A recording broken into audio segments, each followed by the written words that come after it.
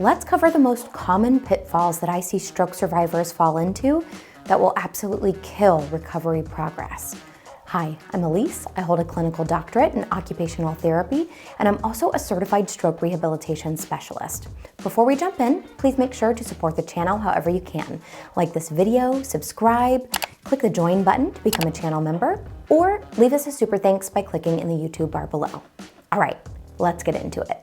The first mistake you can make is not having a home rehab routine. It's not enough to rely on formal therapy or on spontaneous recovery if you're looking to make optimal progress. And the thing is, most stroke survivors don't get the amount of formal therapy that they should for optimal progress in the first place. There was a study that looked at nearly 162,000 stroke survivors in the US, and they found that around half of stroke survivors were discharged home from the hospital after 4 days.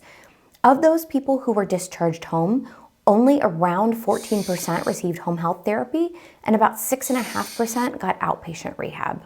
Now, if you were one of those survivors who was discharged home from the hospital without any referral to formal therapy, you may not have been told how important having a home rehab routine is. But if you don't have one, your progress can be severely stunted, which brings us to mistake number 2, not understanding neuroplasticity. Neuroplasticity is currently the best tool that we have to facilitate stroke recovery, but you can't use a tool unless you understand how to use it. Now, the holy grail of a therapist's understanding of neuroplasticity is based on the 2008 article by Klein and Jones. And this is where they discuss what's called experience-dependent neuroplasticity. Did you catch those first 2 words? Experience-dependent. While we do have spontaneous neuroplasticity that goes into overdrive for about the first 6 months, maybe up to a year after stroke, it starts to slow down after that period. And when that happens, you want to understand how your brain reorganizes in order to continue seeing progress happen. And we do this by understanding the principles of experience-dependent neuroplasticity. You may have heard of a few of these principles, including use it or lose it, use it to improve it, and repetition matters. Without this understanding of neuroplastic principles, you won't know how to structure a home rehab routine and how to effectively do some of your everyday activities, which leads us to mistake number 3, not being present during your rehab routine. It's not enough to just sit and do exercises while you watch TV. Again, this is related to the principles of neuroplasticity. Intensity matters. We need intensity to stimulate progress.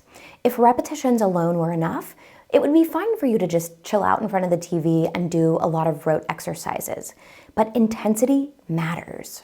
In fact, in one of my most recent videos, I talk about the benefits of high-intensity interval training to help improve brain rewiring after stroke.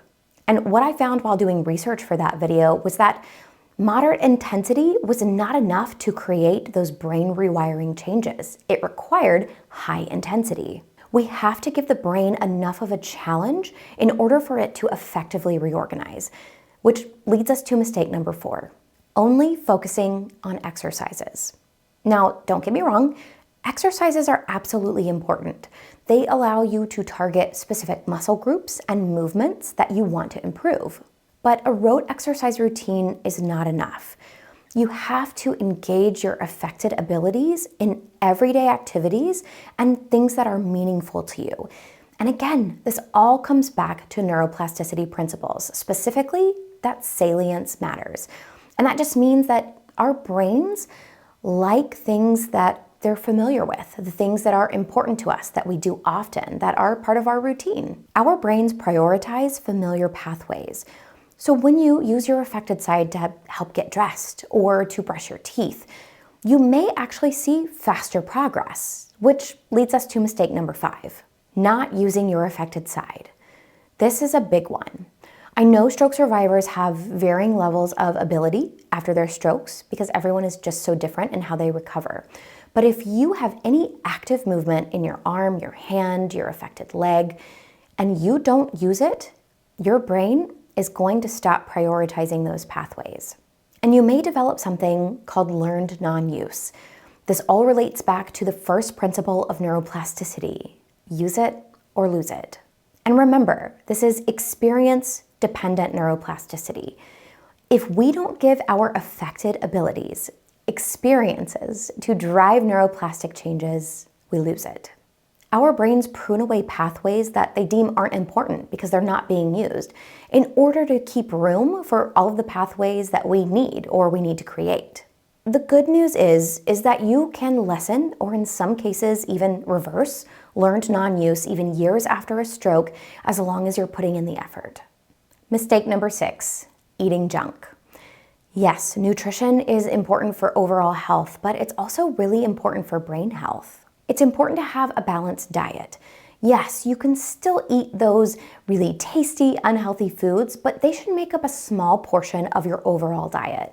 The problem with these foods, like ultra-processed foods and fast foods, is that once you start eating them, you keep coming back for more and more. They are hyper-palatable, which makes them almost impossible to put down. Because of their addictive nature, they can lead to overeating and weight gain, as well as malnutrition, because while they are calorically dense, they have plenty of calories, they're not nutritionally dense, aka they don't have a lot of nutrients. And these side effects can also lead to health issues that directly impact your brain health. And this is what we don't want when your brain is recovering from a stroke. The good news is that there are many dietary approaches that are really beneficial for stroke survivors. And one of the best is the Mediterranean diet.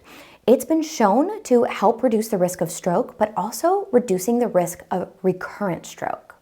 It focuses on whole foods like fruits, vegetables, whole grains, poultry, fish, and olive oil. But I completely understand it is hard to make changes to your diet, especially if you're used to eating addictive foods. Start with really small changes. If you're used to having chips in the afternoon, maybe just swap that one snack out for something like carrots and hummus or cottage cheese with pineapple. Mistake number 7, not sleeping. Sleeping is important for so many different reasons. It directly impacts our attention and concentration, which are foundations for our cognition. Lack of sleep can impair your memory and leave you feeling fatigued with lots of brain fog. And this can be compounded if you also experience neurofatigue. And not getting enough sleep may impede your brain from healing as efficiently as it could after your stroke. And really importantly, the research shows us that there is an increased incidence of both sleep apnea and insomnia in stroke survivors. So it's not necessarily your fault that you're not sleeping well. You may not even realize that you have these things, even though you might be waking up fatigued every day. If you feel like you just can't get enough rest or sleep, that you stay exhausted all of the time, maybe you wake up coughing or choking, or that maybe you're staying up for hours into the night, please reach out to your doctor and let them know what you're experiencing. There may be medications that you could take, or they may want to do a sleep study to see if you have some of these underlying issues. Mistake number 8, not getting physical activity. Now, as an occupational therapist, I recognize that different stroke survivors are going to deal with different issues after their stroke, and some of those may be limiting in the types or amount of physical activity that you can do.